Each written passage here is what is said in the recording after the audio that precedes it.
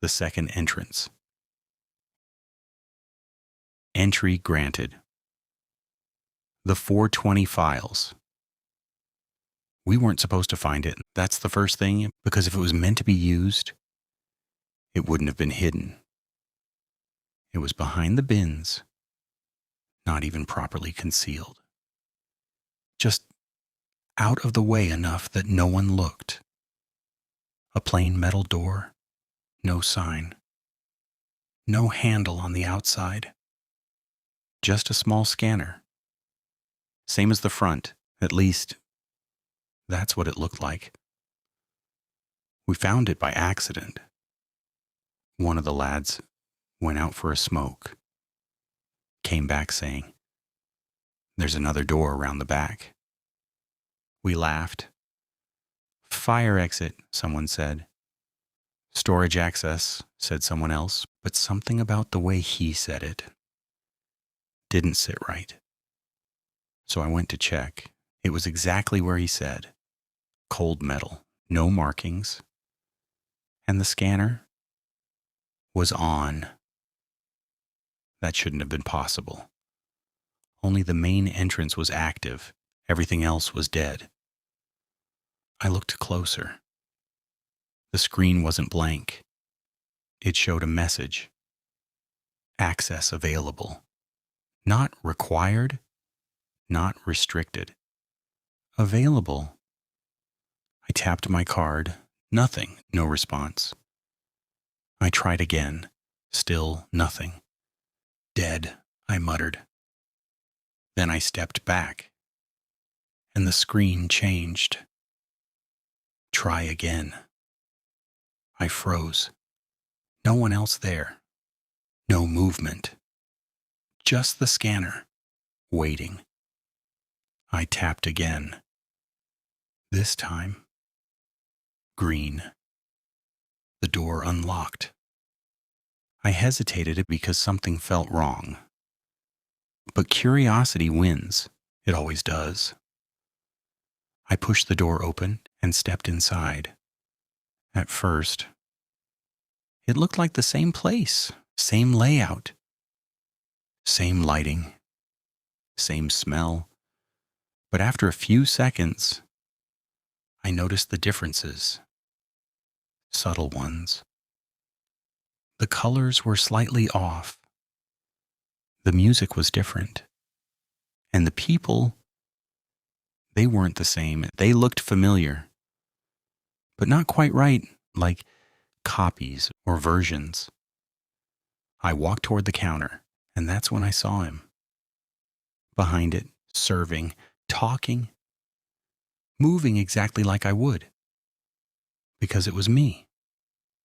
Not similar, not close, exact. I stopped dead, watching, trying to understand. He looked up, saw me, and for a second, he froze. Then, slowly, he smiled. Not surprised, not confused, like he'd been expecting me. "You took your time," he said. My voice, but calmer, like he knew something I didn't. "What is this?" I asked. He shrugged slightly. "Same place," he said. "Different run." That word again, run. What does that mean? He leaned on the counter. "It means this one works." My stomach dropped. "What's wrong with mine?" He laughed. "You haven't noticed yet?" I didn't answer. Because I had. The glitches, the loops, the things that didn't make sense. He gestured around. No missing shifts here. No broken cameras. No back room leaking through.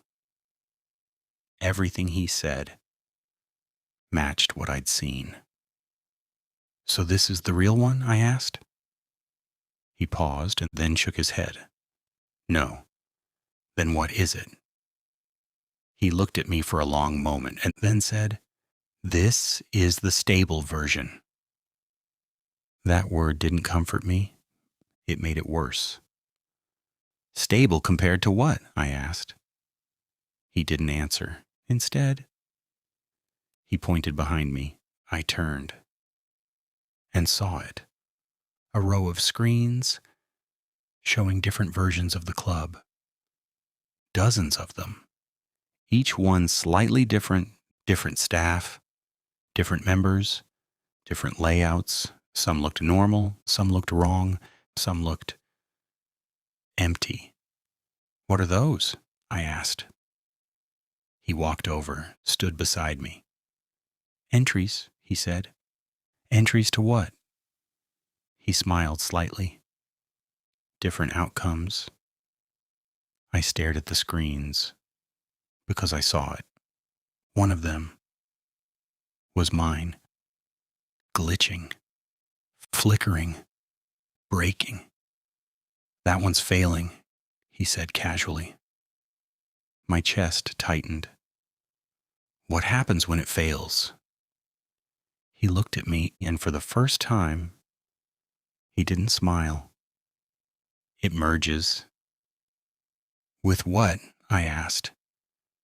He didn't answer. He didn't need to. Because at that moment, the screen showing my version went black.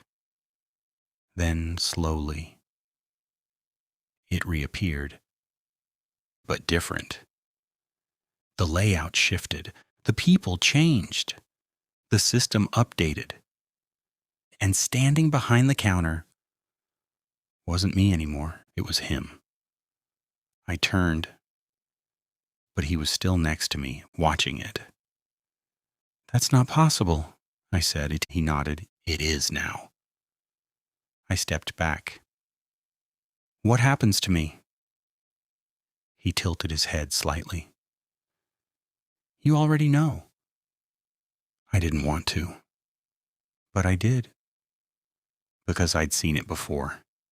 In the back room, in the logs, in the system. You don't leave, I said quietly. He smiled again. No one does. The lights flickered. The room shifted, and suddenly, I wasn't there anymore. I was back in my version, standing in the club. Same broken system, same looping time. But now, something was different. Because behind the bins, that second door was gone. Like it had never existed. And when I checked the system, there was a new option. Entry point. Alternative. No explanation. No description. Just that. Now, sometimes, I see people leave through doors that aren't there. Sometimes, I see versions of people that don't belong. And sometimes, at exactly 4:20, the system flickers.